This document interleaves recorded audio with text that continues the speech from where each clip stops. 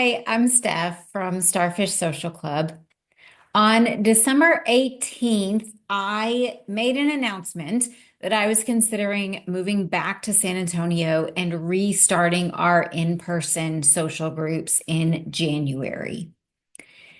I want to share the story of why I've decided to do this because it is quite a story.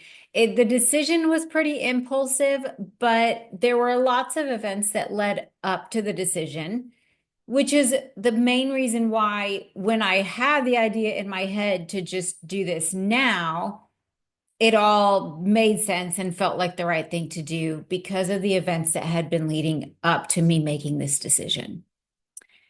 One of the activities I do with the students is we create stories together.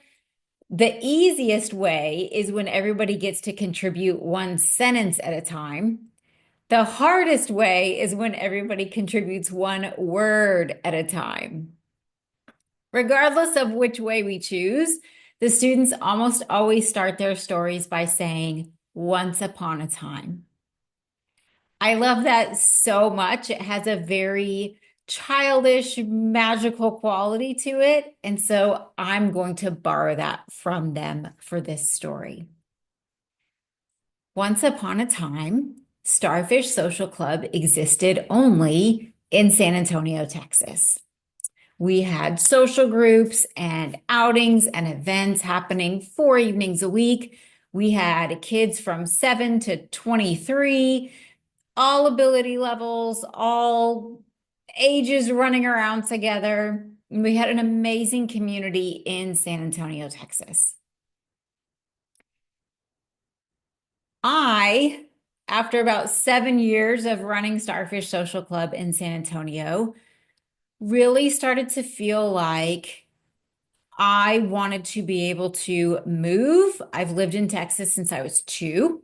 I wanted to be able to travel, which is something I hadn't really done until I took a really big trip at the beginning of 2023. I really just wanted some new and some different experiences in my personal life. And so, in order to do that, some things had to change with Starfish Social Club. I talked to somebody about selling the business. I thought about closing the business. I thought about a few different things. And then I decided to transition the business into an online business. And that's what I did. I announced in July of 2023 that as of August 2023, all of our groups and classes would be via Zoom. Because our kiddos are autistic and have ADHD, I knew that not everybody was going to make this transition with me, and I completely understood that. I also knew that I was doing what I needed to do for me in order to keep being the best me that I could, so I could keep running Starfish Social Club at the level that it has been at. Shortly thereafter, I was accepted into a program in another state, and off I went. I had my first opportunity to move to another state. And shortly after that, I started traveling.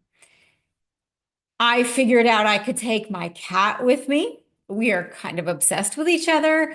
And so for the last year, for 2024, my cat and I have been traveling. I've gone a couple places without her to other countries that I've never been to before. But for the most part, we have been road tripping across the country. We have been to, I think, 19 states and Canada this year. It has been exactly what I needed it to be in terms of what I was looking for. I have had such a healing, healthy, amazing year centered primarily around national parks. I think I've been to 18 national parks this year. Just being able to be on my own. I really like being on my own, having my cat with me, all the people that I've met, all the places I've gone. It's been really an amazing year for me personally. We were in Canada at the end of August, and I had only planned for about a month. And I had somebody renting my apartment from me while we were gone, and they decided to only stay for a month.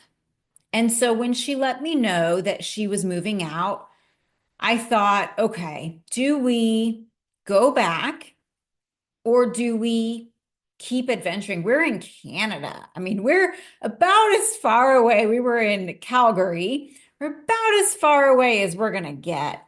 So, do we go back or do we just keep adventuring?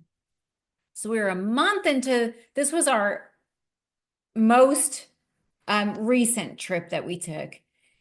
And I thought about it for a while and I thought, you know what? We're just going to keep going. We're just going to keep traveling and adventuring and exploring. And I ended up finding someone else to rent my apartment indefinitely. And so my cat and I just kept traveling indefinitely. Through this year, I've been able to still teach our groups via Zoom, which has been so awesome to be able to maintain what I started with a lot of the kids and to have new kids coming on board.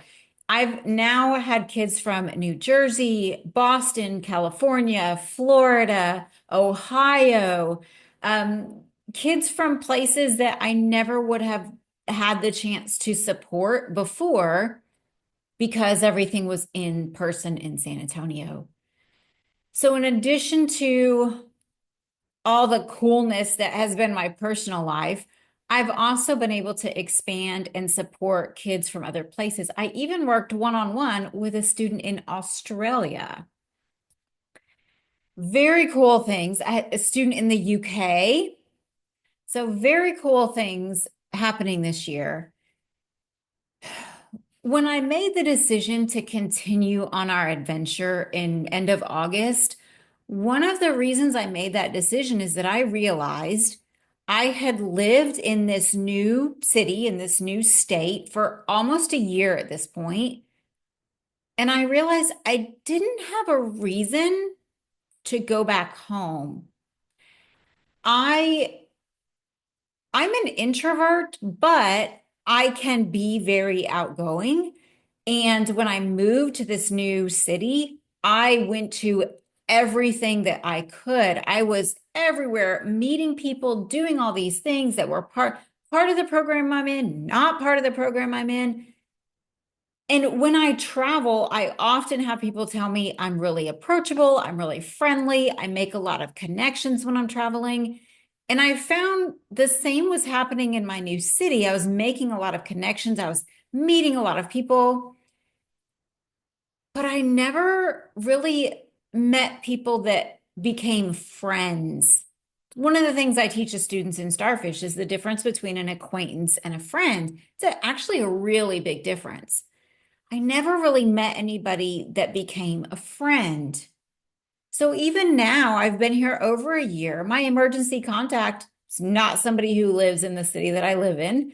The first person I call or text if I am having a hard time or if I'm excited about something is not somebody who lives where I live. And so I just really started thinking about that and realizing I've moved to this new place, but it doesn't feel like my place. And I really realized in that moment that I wasn't going to stay here. The program I'm in is for a year. And at the time that this was all happening, my time was almost up. And so I realized this isn't my place. This isn't my community. I'm not going to stay here. I applied for and was accepted to another program in another state and thought, that's where I'm going to go next. I'm going to go try this other program in this other state.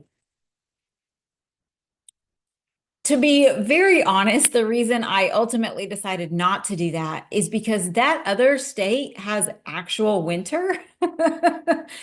And I don't mind the cold, but I very much need sunshine. Even today, as I'm recording this, it is a cloudy day where I live, and I kind of feel a little bit bummy. I'm wearing my pink jacket because the color pink makes me feel happy. So I decided not to make this second move because I knew that no matter what happened in this new city, in this new state, the weather would be an issue for me. So then I'm thinking about, okay, do I stay where I live now? Do I go somewhere else? Do I go back to San Antonio? So Kitty and I continued on our adventure. We went from Canada, we went down Washington, Oregon, California, Nevada, and then started making our way east. We'd already been up through Colorado, Montana, Idaho, Wyoming. So this was quite the grand adventure that we were on, going to all the national parks and meeting all kinds of people and running groups in the evening on Zoom. And at the end of the trip, it turned out to be 3 months that we were gone. So 3 months, the person who was renting my apartment moved out the day that we came back. And at the end of the trip, I had a week in San Antonio. I am on the board of a charter school district in San Antonio. And so, because of that, in the time that I've been gone, I have come back to San Antonio multiple times because of events happening around the board that I'm on. And the end of October, we had a conference that was in San Antonio. Because I was there, it was also the first week that our new cohort was starting. And so for the kids that were in San Antonio, we met in person.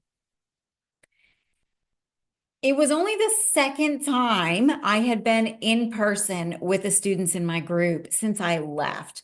The first time was summer camp. I came back in June and July, and we had 5 weeks of summer camp. And it just reminded me how much I love being in person with my students. So this at the end of October, I went to the conference for the board. I had a couple hours that I was able to spend with the students who are in the Starfish Social Club program. And it felt like home. Um, which was really interesting because I left for many reasons. And so it was interesting to come back and it felt like home. I also have a group of people in San Antonio in my personal life that are my friends. We have stayed connected, even though I no longer do the thing that connected us to begin with. We are all still friends and we still spend time together when I'm back in town. So I had all of that going on this last week in October. I got to see my friends. I got to be around the people that I'm on the board with. It's an amazing group of people. I'm very proud of this board that I'm on and this charter school district that I have the privilege of representing.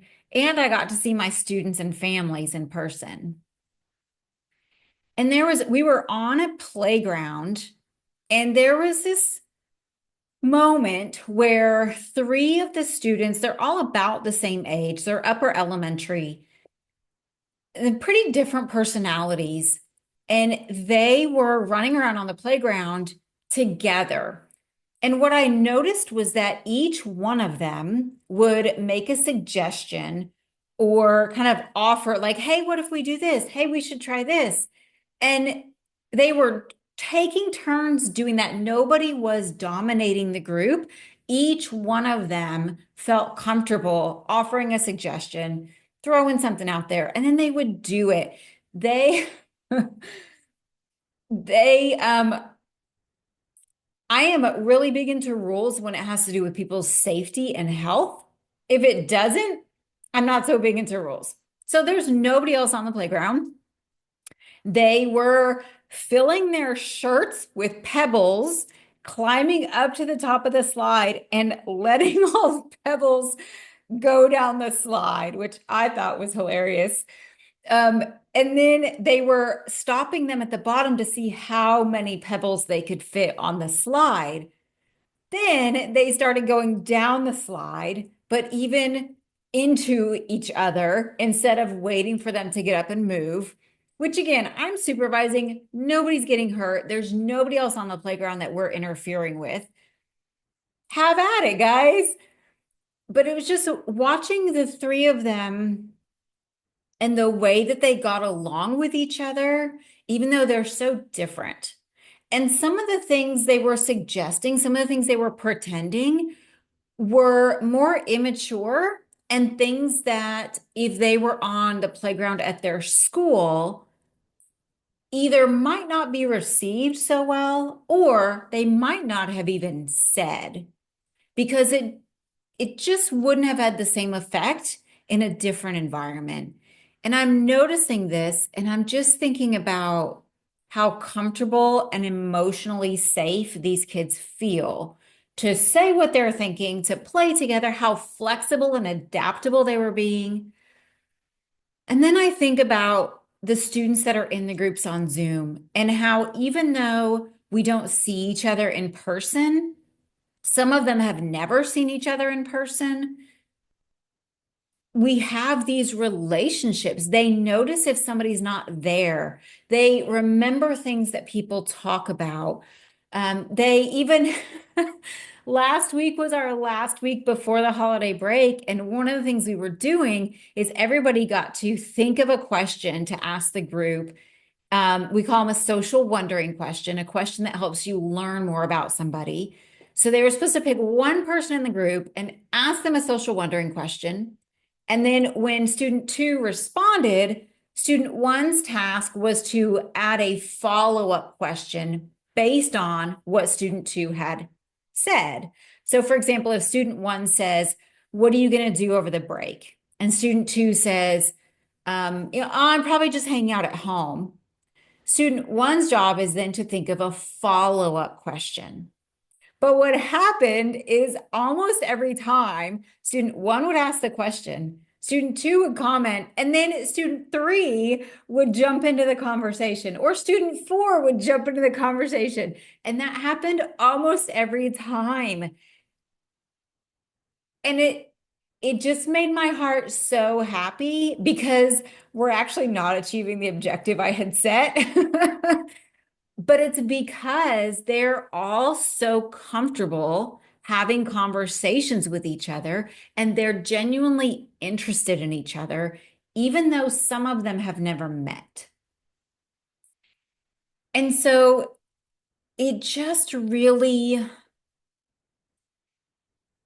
it really reinforced in me that I'm a teacher. That is my background. That's what I was born to do. I was born to be a teacher. And so to me, what I focus on in the groups is what we're learning, what the students are learning. That's what I really focus on. But I think I've been missing the bigger picture. While I have been realizing that I do not have a community in the city that I live in right now, my students do. And last week, for some reason, it really made me think about all the students who were in Starfish Social Club when we were in person in San Antonio. We had groups every day. We had different groups on different days. But there was such a sense of community amongst all the kids. They all knew each other. One of the things that we talk about is that we don't all have to be friends at Starfish Social Club because it's not realistic. There will always be people that just aren't our people. We just don't really get along with them. It doesn't mean we don't like them, but we just don't get along with everybody. That's not realistic. So not everybody's friends at Starfish Social Club, but there is no rudeness or disrespect, even sometimes when kids are having a hard time, sometimes when kids are being silly, are being rude, are being whatever they may be.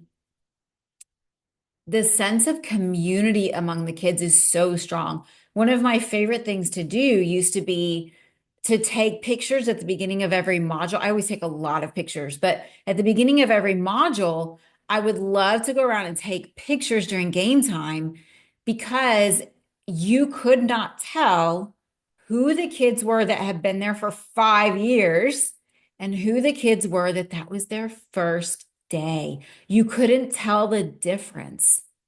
The kids have always been so welcoming and accepting when new kids come in that you cannot tell the difference, except for, maybe the newer kids are asking more questions because they just don't know the routines and the systems yet. I also thought about a couple of the students so there's a group of students that have been in Starfish and made the transition with me to Zoom and are still with me on Zoom. There are students that started with me on Zoom last year, came to summer camp this year, and are still with me on Zoom. And there's a student who started in summer camp this year and transitioned with me to Zoom. So in the Zoom groups, we've got different kinds. Most of the kids are from San Antonio because the referral system in San Antonio is so strong that most of the people who hear about Starfish Social Club are in San Antonio. So most of the students, even in the Zoom groups, are from San Antonio. And I was thinking about, even as much as I focus on the content that I teach, I have two students in the groups that have been with me since probably 2018. I know they were both there before COVID, and they've stayed this entire time. And what's so amazing about that to me is that the curriculum recycles every year. I teach the same thing in last week as I did the last week of December the year before, and the year before, and the year before, starting in 2020. So these two students in particular have been through the curriculum repeatedly, but they keep choosing to come back and do it again and again and again. And they're making new connections with new students. We're having new experiences because we're all growing and getting older, and things land a little bit differently depending on how old we are. It's just become so obvious to me in the last week because of my own sense of not feeling like I have a community, that I have created a community for our students and our families. And once I realized that, it really gave me this intense need to move back to San Antonio and to start that up again. My program where I live now is over, so I don't have a reason to stay here. And I knew several months ago that I wasn't going to stay here. I'm just here still because I didn't know where I was going to go next. And, it's easier to just stay where you are when you don't know where you're going to go next. So this is why I've made the decision to move back to San Antonio, where I have community, but I've created community for so many people beyond me. I think I had downplayed the significance of that in favor of the things the kids were learning. I had put learning on a higher pedestal than community. And really, I think it should be the other way. One of the last things that happened is I had a family last week that emailed. They were trying to get on the waiting list for January and had technical difficulties getting on the waiting list. And so we responded and said, well, actually, registration's open right now for January, so you can skip the waiting list and just register if you want to. And they did. So they just registered for January. And I met with the student and his mom a couple days ago. And what was so interesting to me is she was asking me questions. And so she asked me what my background is, and she was asking me some questions about the classes. And she said more than once, I guess I should have read the website. I guess I should have spent more time looking on the website. But what that told me is that I know she was referred by somebody in San Antonio. And so what that told me is that she was referred, she got on the website, she did what she tried to do to register, and didn't even take the time to learn more about it because she already knew that this is what she wanted for her child. So to me, I find that really amazing that this community that's been created, and the kids are the ones who create this. They're the ones coming every day and supporting each other and hanging out together and being their authentic, genuine selves together, which creates this really welcoming, supportive environment for other kids coming in. They're the ones that have created this. And so it just made me really proud of them for creating this environment where people stay for years. I also have a student who was with me before COVID when he was in elementary school and then left for a couple years and is back with me now on Zoom. And he's a teenager now.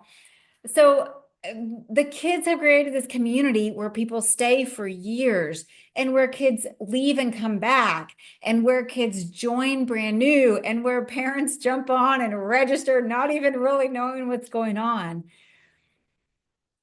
So I'm really excited to come back to San Antonio and to build and expand upon this community that was started way back in 2016, and that has changed and transformed and morphed, and to just be able to expand that even more as we move forward.